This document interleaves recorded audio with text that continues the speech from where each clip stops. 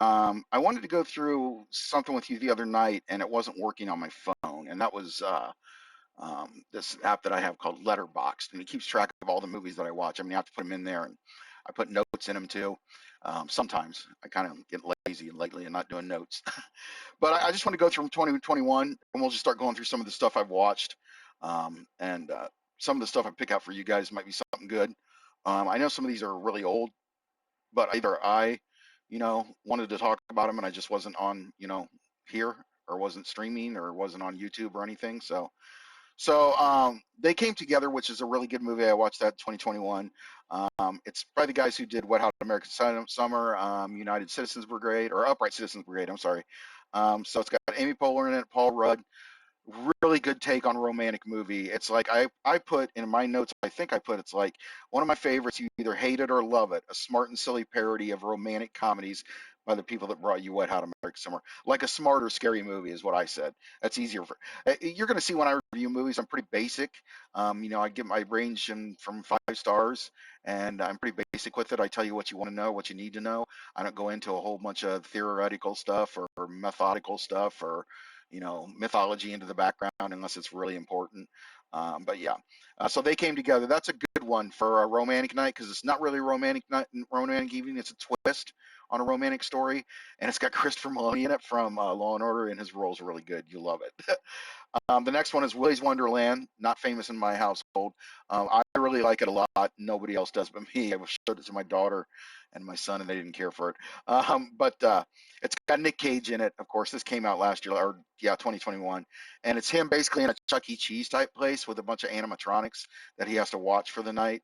And the greatest thing of the whole movie, I thought, is that Nick Cage isn't talking it at all. And we all love crazy Nick Cage anyway. We love that. I mean, it's nice to see him act and do some real splendor, but we also like him seeing wired up, like he's wired up on coke and Psycho. And that's what Willy's Wonderland is, with no talking. I mean, no talking by him. Other characters talk. But basically, it's him locked inside and having to go against these creatures with some kids that kind of help him, some teenagers. But it's a great Nick Cage movie. It really is. That's Willy's Wonderland. The other one was what did I put on it? Let's see what my notes were. My favorite kind of Nicolas Cage, crazy Cage, over the top horror comedy with a silent Cage and Five Nights at Freddy's vibes. Yeah, I think that's what they were going more towards, is the Five Nights at Freddy's. Um, Bob Ross, Happy Accidents, Betrayal, and Greed. This was a documentary that came out on Netflix last year. If you haven't checked it out, go ahead, but you're not going to be expecting much. They made the trailer for it sound like it was going to be something spooky and some horrible secrets that, that Bob Ross was like a serial killer or a sniper like Mr. Rogers. But yeah, I loved it for the deep dive into Bob's personal life, but loses a star for Much Ado About Nothing. Yeah, I rated it 3. I forgot to tell you my 3.5 out of 5 stars. The original trade it made seem more than it really is. Unfortunately, just another case of business screwing an artist. So yeah, he got screwed later on by the business that was running his company. So that's basically what it's about. The trailer made it seem like some horrific thing. I tell you, the Willy's Wonderland I gave 4.5 stars to, and They Came Together I gave 4 stars to.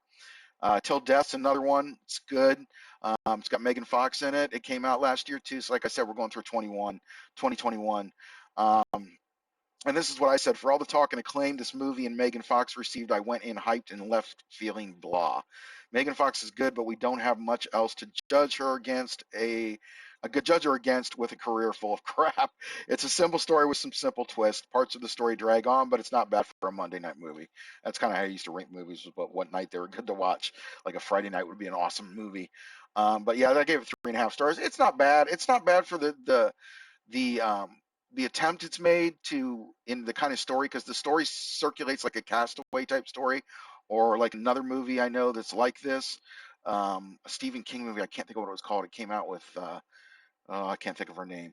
But it was kind of the same type thing where this woman's alone and she has to deal with certain aspects of, like murder and thriller. I don't want to get involved into it because if I tell you too much, then you'll ever find out. I gave that 3.5 stars. That was Till Death with Megan Fox.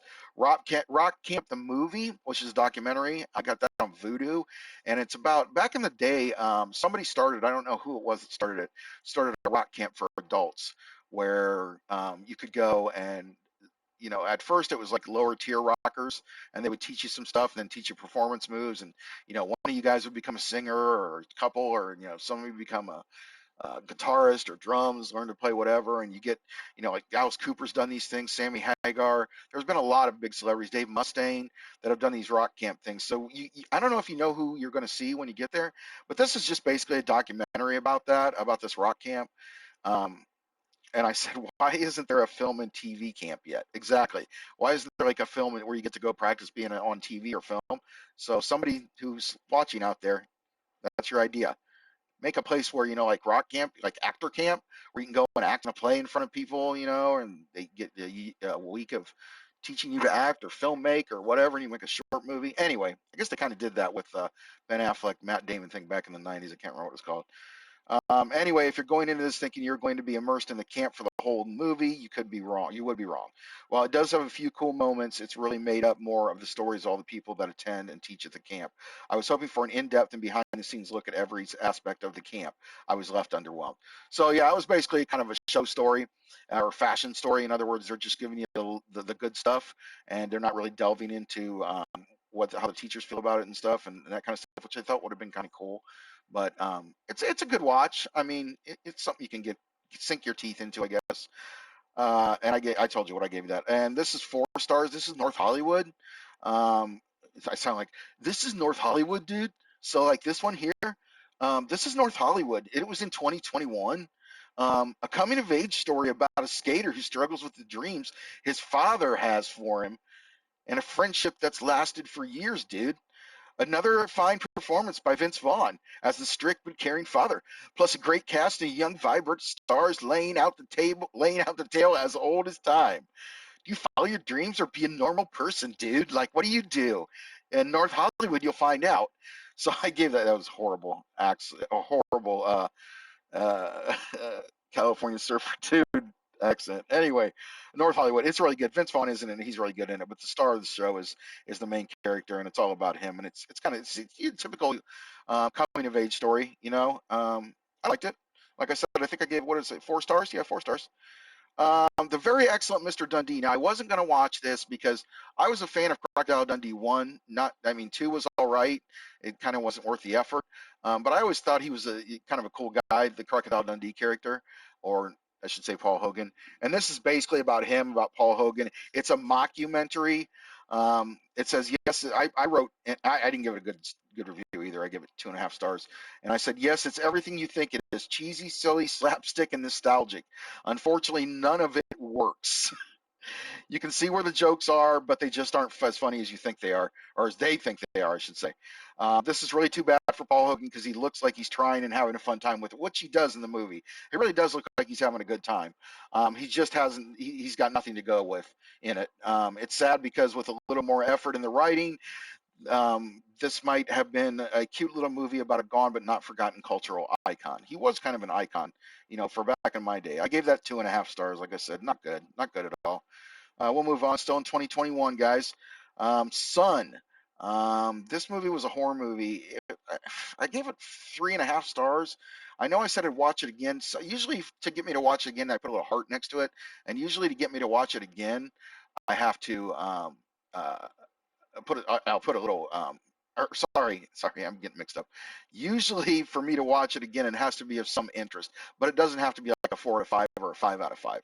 So I'd watch this again. So it must have been, these movies are last year. So I don't know everything about him and why I liked him or didn't like him, but I can tell by looking at him. A creepy movie with some gruesome scenes and a few plot twists that you might not expect. The story of a woman whose son starts exhibiting a gruesome illness that may be the result of a trauma or a cult. The story takes its time to get where it's going, but I was never bored. See, so I was never bored, but I just gave it a 3.5 out of 4 or 5. I'm sorry. So I don't know why. Eat Wheaties. This was a pretty good one. This is from the guy who plays Buster on Arrested Development. I can't remember his name right now. I'm sure it's here. I said, what a huge surprise. This movie is full of so much fun. Tony Hale is amazing as an everyday kind of more normal / loner who tries to convince people he was friends with a celebrity. This is a true hidden gem. Yeah, the celebrity was, who's the celebrity? Hold on, I got to find out. It's a famous girl. woman, I should say. Um, I can't find it. Oh, Sarah Chalky, that or Chalk or I don't know what her name is. Anyway, it's all about him kind of looking for redemption for himself and Elizabeth Banks. That's it. Elizabeth Banks is who he's like not really in love with and not really stalking, but kind of just wanting. He has a story. I guess if I remember right, they went to high school together or something. And they see each other on social media, and he doesn't understand what social media is, so he makes a big deal that he's talking to her, when anybody could be, she's a celebrity. So it was a really good movie, and I thought Tony Hill did a really good job in it. I gave it 4.5, yeah, 4.5 out of 5 stars. Let's go on with Rings. This was, of course, the sequel to many different Ring movies that were made in the late '90s, early 2000s. This is in 2017, but this is the first time I watched it. Was in 2021. Um, and what I said about Rings was I hadn't seen this one yet, but I don't think I missed anything, which I don't. Even with superior FX to the others, including a scene where we get to watch Samara smoothly crawl out of a flat screen. That was badass, and that was an update because back in the day we didn't have flat screens, and that was really cool to watch her do that. It still doesn't hold up to the original scares, of course not. They never do. I mean, there's a few sequels, they're way better than the originals, but it's here and there. Um, so we will go next to Together. Oh, love this. Ed Helms. Ed Helms decides that he wants to have a baby and be like a dad, and so he meets this girl to have her as a surrogate, and they kind of like become really good friends, and they kind of don't know it, but she's like way younger than him, so they kind of like become friends, and then at the same time, well, you have to see it and see what happens. It's pretty good though. A cute and quirky little friendship slash love story. Ed Helms is really good as a man who decides to get a surrogate and have a baby to raise on his own. The friendship and future the two slowly and awkwardly head to make this a funny and thoughtful movie. It's one of those movies I call cute. Like you want to show it to your girlfriend, to your wife, maybe to your daughter. It's kind of or I don't know. It's just kind of cute. I don't know what else to say about it. But that was 4 stars out of 5. I really did like that movie. Zola, which was one that my daughter got me interested in, and it's very young. It's about this girl that you would never be friends with, and can't quite understand why. Well, I've seen other people go down this road, so I can kind of understand why this person is friends with this person, but I don't at the same time because this Zola person is a real piece of crap. I did give it 4 stars out of 5, though. And I said, okay, so apparently this movie was based on a series of tweets written by a girl who had an adventurous 48-hour trip with the wrong people and very nasty intentions. Which is, yeah, it gets to some creepy places, and it gets to some places where you're like, oh man, she shouldn't have made that choice, and stuff like that. But that's Zola, and I said 4 out of 5 stars on that one. Um, the Misfits. The Misfits was pretty good. Uh, I want to say it's a heist movie with Pierce Brosnan or James Bond. It's kind of James Bondish. Um, it's called The Misfits, and it's not the same Misfits that has Marilyn Monroe in it, or the band was named after. I gave it 3.5 stars. And I said, as soon as I started watching this one, I immediately thought what a good Bond Pierce Brosnan was, which I did. I think he was one of the best. This is a perfect film for him. He can do what he's good at and also act with a cast of new stars. Yeah, being a Rennie Harlin film, it has a very good action pieces as well as other thriller elements. Now you know who Rennie Harlin is. He was a big director back in the day of a lot of. Did he direct Die Hard? Somebody tell me in the chat if he directed Die Hard. Maybe he didn't. Maybe he did. I know he directed a horrible movie called Cutthroat Island with his wife at the time, Gina Davis. Anyway, it is very good at action pieces as well as the thriller element. This is just a fun flick that doesn't pretend to be anything else. Nice twists as well. I love it when movies have twists in them, and I also love it when they're not afraid to be an action movie. When they're like, oh, we're going to have this action scene, but we're not going to make a big deal of it. Just full out, just action for nonsense sake. Not necessarily violence, but action. I think that's pretty cool when an action film just, kind of tries to focus on that because a lot of them don't. They get all dramatic and shit. Um, Percy, another really good one that I liked last year. I gave it 3.5 stars out of 5, and I did like it. Little not boring, but just a little lagging at some points. It's basically based on a true story of a farmer who fought the system. Christopher Walken, excellent as usual, is a farmer who saves his seeds every year, but gets caught up in a lawsuit with a big seed company. The cast is all around perfect, and what I thought might be a little on the slow side turned out to be a very gripping drama. It was. There was some parts that were slow. I will say that, but it is very good because it's the little man fighting Goliath, and I never even heard of this that that farmers reused seeds and stuff, or made their own seeds and all that kind of thing. I never knew that, so I thought that was pretty cool. That gave me an education on farmers in that aspect. And Christopher Walken's good as always, and he fits the role. He's an old guy just trying to do his thing. So Percy, that was 3.5 out of 5. Good one. Quiet Place 2. Most of you guys probably, I won't do anything much with these. I said not quite as good as the first one, but still a good follow up. Pretty much the same story. Aliens attack and everybody's on the run. A couple of new additions to the cast make it exciting. We get a better look at the creatures. I would have liked a little more time spent on the backstory on the aliens this time, but still a good jump scare flick, which is basically what it was supposed to be. I would like some more on the aliens if they do another one. It'd be kind of neat to get into what kind of society these aliens are involved in. They're involved in the Better Business Bureau. I don't know what I'm talking about, but I did like it was good. I gave it 3.5 out of 5. I mean, it's a sequel to a movie that was. Eh, I kind of liked Bird Box better than Quiet Place, but I know everybody cringes about Bird Box nowadays. But I gave that 3.5 stars. Quiet Place 2 out of 5. Next one is Werewolves Within. Really good independent film.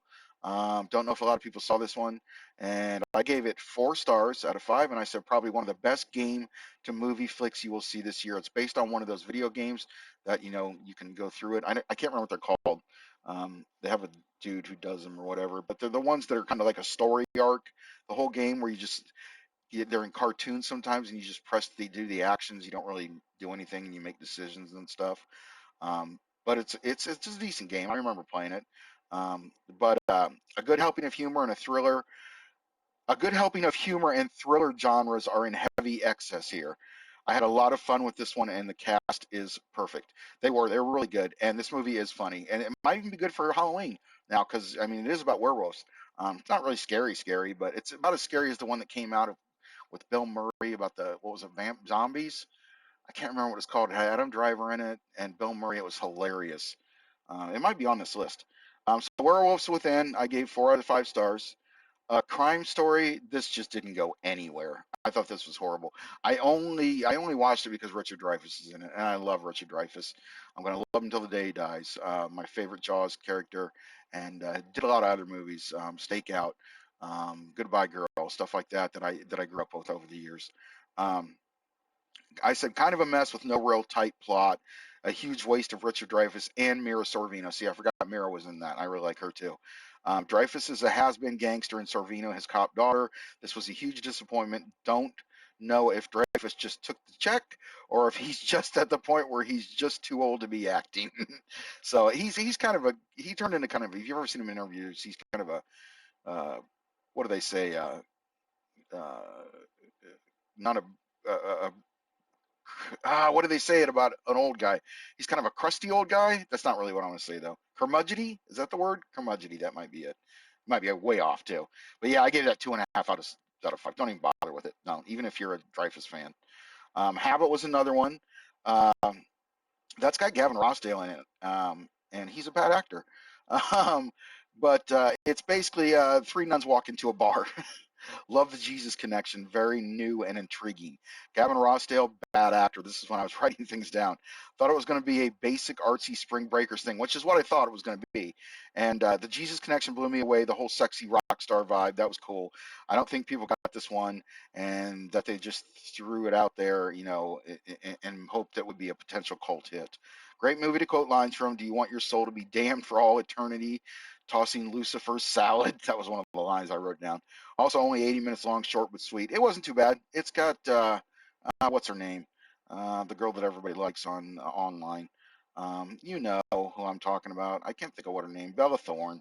Okay, but I don't think she's a bad actress. But I mean, I'll probably get in trouble for saying that you know, since you know. Anyway, next one, and then we'll be done with September here, and we're gonna go up to September. Hitman Wife's Bodyguard. Oh yeah, by Habit. I don't know if I said I gave 4 out of 5 stars to Habit. Hitman's Wife's Bodyguard. That's the sequel to Hitman's Bodyguard. I gave it 3.5 stars. I know I wasn't impressed with it. I didn't think it was great. I'll although I do love the cast. I said not bad for a sequel, but falls into the bigger, better form of sequels. The addition of Salma Hayek was a fun choice, but Sam and Ryan are just doing the same tricks from the first. It's fun though, not bad for a Wednesday afternoon watch. See, that's when I was still grading movies by daytimes, and a Wednesday afternoon watch is not a very good watch. I give it 3.5 stars out of 5. If you've seen the first one, this is just the same thing, except for now, what's her name's in it? Why can't I ever think of her damn name? What's her name? What's her name, guys? You know, Salma Hayek. I already said Salma Hayek once. I'm just stupid. My brain's on. Okay, anyway, Hitman Wise Bodyguard, 3.5 stars out of 5. Then we got The Marksman. This is the new Liam Neeson. Well, it was new back then. Sorry, I keep forgetting we're in 2021 still. The Marksman. Another Liam Neeson badass film. I never tire of these. It's something about Neeson that makes these work, which is definitely the thing that's good about him. Because there's sometimes the plot's very thin, but I can get through it because I like Liam Neeson. He's very good in these worlds, and I think always brings a sense of truly knowing what he's doing and doesn't lay back on the paycheck. I'm talking to you, Bruce Willis. Sorry I said that. At the time, Bruce Willis was going through that whole, or he still is going through that whole, but lately, the Bruce Willis movies have been horrible, but now I kind of know why, and I feel sorry for him. But um, plot is pretty simple. Liam has to get a young boy from point A to point B while being hunted by a cartel. It all works for a Monday night action thriller type vibe. I gave it 4 out of 5 stars. I really did like it. I'm a big Neeson fan when it comes to those movies. I was there from the get go, from all those, Taken and Taken 1, 2, 3, and all the other ones he's done. Midnight Mass. This was something that I watched on Netflix, and I think just about everybody knows it because they watched it on Netflix. It was pretty. It was very good, very good. I will say that. And this is a good one to go back and rewatch for Halloween, or see if you haven't, or look at if you haven't seen it. It's called Midnight Mass, and I said Neil Diamond started. Neil Diamond started it off, actually. If you guys know, Neil Diamond's one of my favorite artists. They hardly ever play him in movies, and I thought it was cool because it started off with a Neil Diamond song. Started with skipping by it and hitting the button for play, then hearing Neil. Stuck with it for a minute and got my attention right away. Anybody who picks a deep Neil Diamond cut to open their movie has to be pretty intelligent and talented. That's exactly what I said. Yeah, it's a good movie. Midnight Mass. I don't want to say too much more about it. Or it's a good show. Was it a movie or a show? It was a movie. I gave it 4 out of 5 stars. I really did like it. Um, yeah, it was pretty damn good. Um, but yeah, I know I'm not going to talk a lot about it because, like I said, a lot of you guys know. But I recommend Midnight Mass. Go back and watch it again, or if you haven't seen it, definitely get on Netflix and look it up and watch it because it's really good. Wrath of Man's going to be the last one we're going to talk about tonight. This is a Guy Ritchie movie, of course. I gave it 5 stars out of 5 because it wasn't something I was expecting at all. Um, I like the way you handle that cart. I don't heist movie. Okay, Scott Eastwood's in this one, who's Clint Eastwood's son. If you know, I'm a big, huge Clint Eastwood fan and a big, huge like Sly Stallone. All those action actors from back in the day. I can, man, Dirty Harry is one of my favorite characters of all time, and one day we'll talk about him on here. But yeah, it was a Guy Ritchie movie. I thought it was pretty good. I think Jason Statham's in it too, or Statham.